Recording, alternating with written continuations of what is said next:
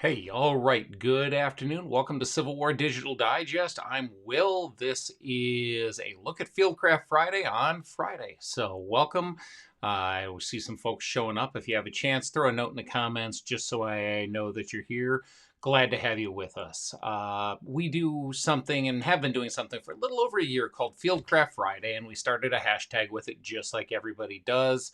And we just wanted to quickly talk about what that was and and then share this week's Fieldcraft Friday suggestions. So, what is Fieldcraft Friday? Well, what is Fieldcraft? Fieldcraft, when you look at military background, I used to portray World War II British, and there was actually a Fieldcraft manual. These are the skills that you need to go ahead and be a soldier. Well, taking that in a larger world, let's not just limit ourselves to soldiers. The Civil War era, and this is a big thing we talk about when we talk about connection with the Civil War era, is we're finding a connection to all Americans who experienced this, and that wasn't just the 3.5 million or so soldiers between both sides. It's also folks who stayed at home, folks who couldn't go. There's such a wide, rich range of experiences that we have as Americans around these 4 years of tumult and strife that have way more to do with than with just the battlefield, although that's part of it.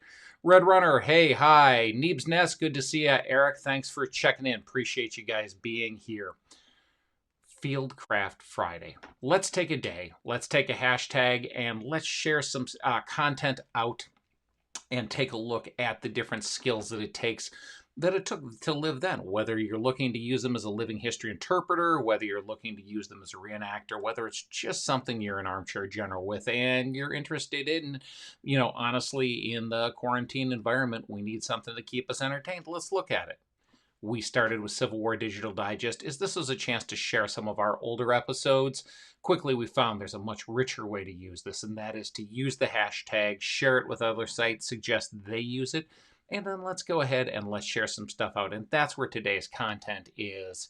In the past, we've shared our other episodes, but we've also shared other people's stuff. And I ran into something last Sunday that I wanted to share with you. This comes from the Farmers Museum in Cooperstown, New York.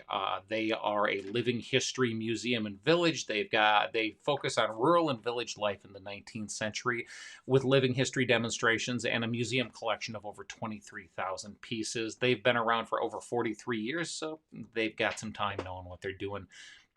With the shutdown, obviously, their museum, like so many others, is shut down, and they wanted to go ahead and give something to us, and they've been doing great. In the digest, we share episodes. We'll share civilian cooking recipes with you, and that's where we're going to go today. Well, Farmers Museum has gone ahead and one-upped us, and that's the reason I want to give them a shout out.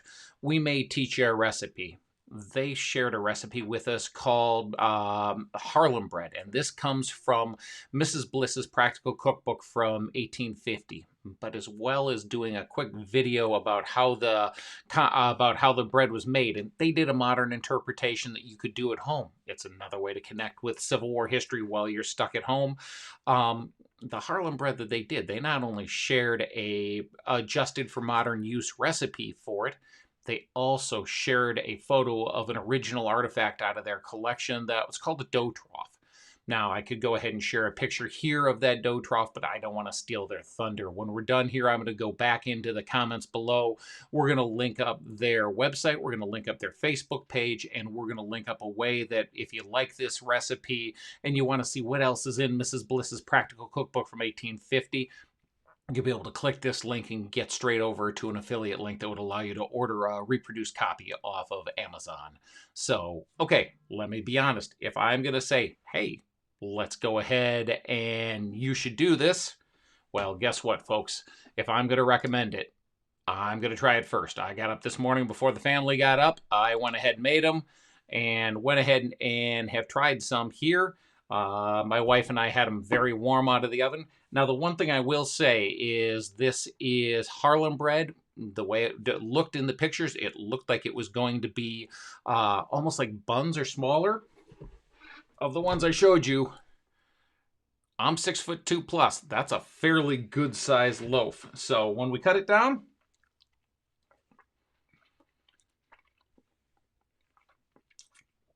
There's no sugar in this, but this is fantastic. There is an egg in the recipe, and that taste comes through. It's really light. It's really nice.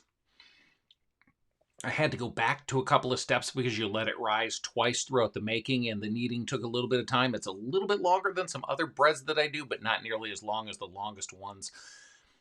1850 recipe. Fantastic. As soon as we put the links up here, or if you want to search on Facebook, look for the Farmers Museum, look for their shared content, look for the cool different original artifacts they're sharing, look for the cool how-tos that they've got there for gardening and things like that. That's our Fieldcraft Friday. We're going to use it to throw you over to somebody else. Have a great time. Find a connection through them. And thanks to them for sharing stuff with us while we're shut in. So for that, you want to stay further in touch with us, stay in touch with the Farmers Museum. For us, we're going to put a link down below. It's our email list. We're trying to grow it. We like to be able to, on specific occasions, get directly to you and not trust a YouTube channel or a Facebook wall to be the way you get your content. If we have something we want to say to you, we'd like to put it in the email, in your email box, so you can choose whether or not to deal with it. Check the link below. Go ahead and join our email list. We'd love to have you there.